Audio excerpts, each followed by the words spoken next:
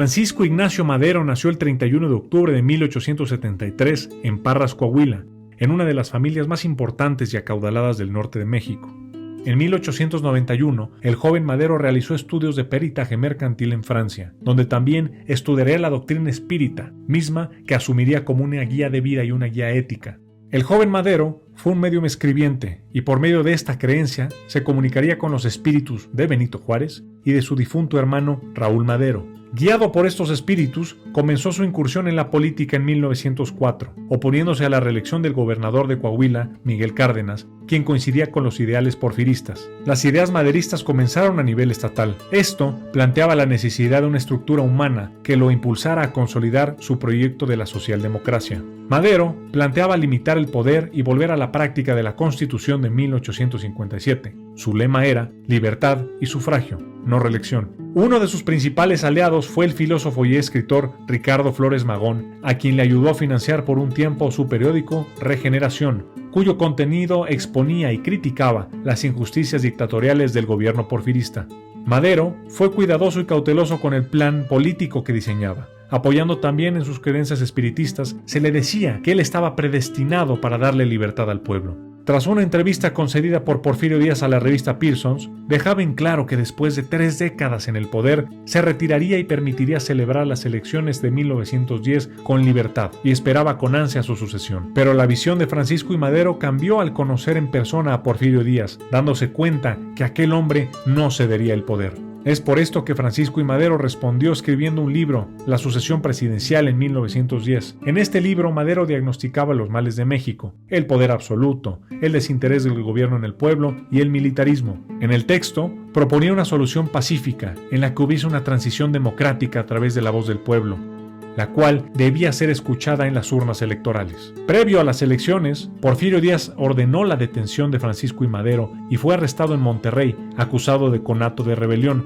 Posteriormente, fue trasladado al penal de San Luis Potosí. Durante este periodo en prisión, se enteró del falso triunfo de Porfirio Díaz y con la ayuda del poeta Ramón López Velarde escribieron un manifiesto, el Plan de San Luis, el cual convocaba una sublevación con fecha exacta, el 20 de noviembre de 1910. Madero escapó de prisión y se fue a Estados Unidos. Desde ahí planeó y regresó para ejecutar el plan y el movimiento preciso que había convocado a la sublevación. En febrero de 1911 atacó a la ciudad de Casas Grandes, siendo la primera de muchas victorias que lo llevarían a tomar la fronteriza Ciudad Juárez, hecho que marcó la caída de la dictadura de Porfirio Díaz. Entre gobierno y rebeldes firmaron el Tratado de Ciudad Juárez, que hablaba de la renuncia del dictador, llevándolo hacia el exilio en Francia. Posteriormente, el 7 de junio de 1911 a las 4:45 de la madrugada, la Ciudad de México sufriría un sismo de 7.7 grados Richter. Curiosamente, el mismo día de la entrada triunfal de Francisco I. Madero a la Ciudad de México, horas más tarde, donde lo recibirían 100,000 personas y lo vitorearían. Con un sentimiento demócrata, Madero decidió no acceder al poder por las armas y permitió que se estableciera un gobierno interino encabezado por el porfirista Francisco León de la Barra, grave error que le permitió enemistarlo con los jefes revolucionarios como Emiliano Zapata y Pascual Orozco, los cuales no entendían por qué sus demandas no habían sido resueltas al momento.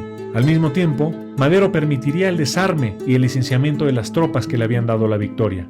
El 15 de octubre de 1911, tras las elecciones más limpias y democráticas de la historia de México, Madero llegó a la presidencia de la República, pero sin el agrado y el apoyo de Emiliano Zapata, pues casi inmediatamente se lanzó el Plan de Ayala y se rebeló en su contra. El corto gobierno maderista duró apenas 15 meses, y entre la oposición del Senado, la prensa mexicana, la Suprema Corte de Justicia y la apatía del embajador estadounidense Henry Lane Wilson. Sin embargo, también hubo aspectos positivos como el ejercicio de las libertades y una Cámara de Diputados electa libremente. A pesar de esto, la prensa, que apenas había conocido la libertad de expresión, alentó mediante ataques, burlas y caricaturas un continuo descontento de la población. Gustavo A. Madero, hermano del presidente, afirmaba: "La prensa muerde la mano que le ha quitado el bozal". Todo esto fomentando un golpe militar en contra de Francisco I. Madero el 9 de febrero de 1913. Durante 10 días, conocidas como la Decena Trágica, el gobierno combatió a los militares rebeldes en la misma Ciudad de México.